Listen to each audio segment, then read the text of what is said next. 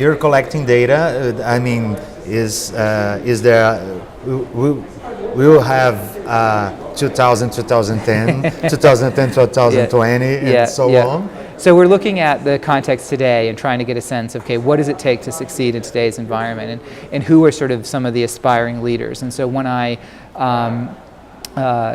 teach my MBA class on great business leaders, I often ask the students to, okay, who would you nominate in today's context as being a great business leader? And a lot of them talk about the founders of Google, or Mark Zuckerberg hasn't gotten very many votes yet, but that may or may not change. It depends on that.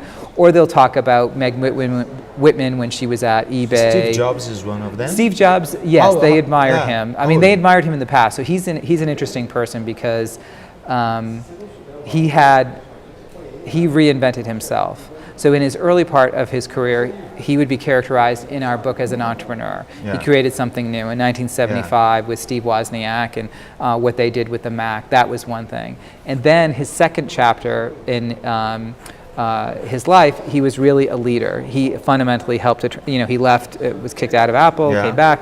And so when he came back, he was really the archetype of the leader that we talk about, somebody who sees opportunity, somebody who manages a turnaround.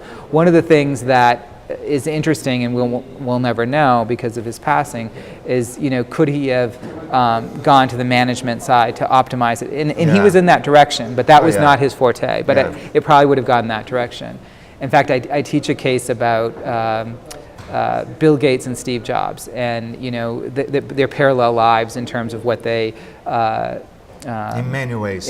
And the students often admire Steve Jobs more than Bill Gates, even though in their early career, Bill Gates was far more successful in terms of what he did for Microsoft. I mean, his legacy is now tainted a bit in terms of where Microsoft is, but where Apple's is just in the reverse. But if I had done this 10 years ago, 10, 12 years ago, it would have been a very different story. Sure. So I often have to fight to defend Bill Gates in my class, and which is surprising to me. And you're director of the Leadership Initiative. What is this? What do you look for over there? So part of the Leadership Initiative has two purposes. One is we oversee cross-disciplinary research, looking at, because leadership cuts across finance and marketing and human resources, and so we sponsor large-scale research projects that cut across multiple disciplines. Okay. The other thing is that we do is that we develop leadership development programs for high potential executives, and so we have a very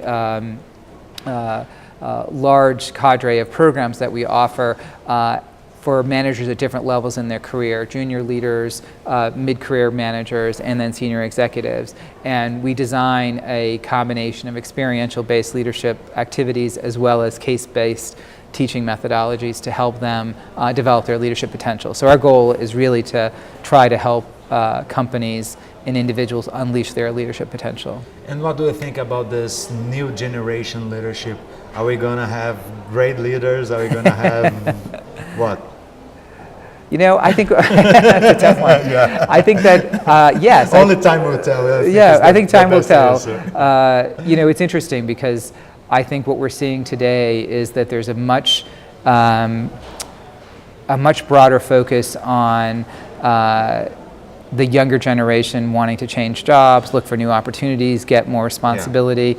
They're also somewhat willing to take risks. So one of the things that we're seeing is the appetite for risks and to move forward is not as great now as it was in the past, and that's partly given what we've gone through in terms of society and the global recession. So time will tell to see how that plays out in terms of the future.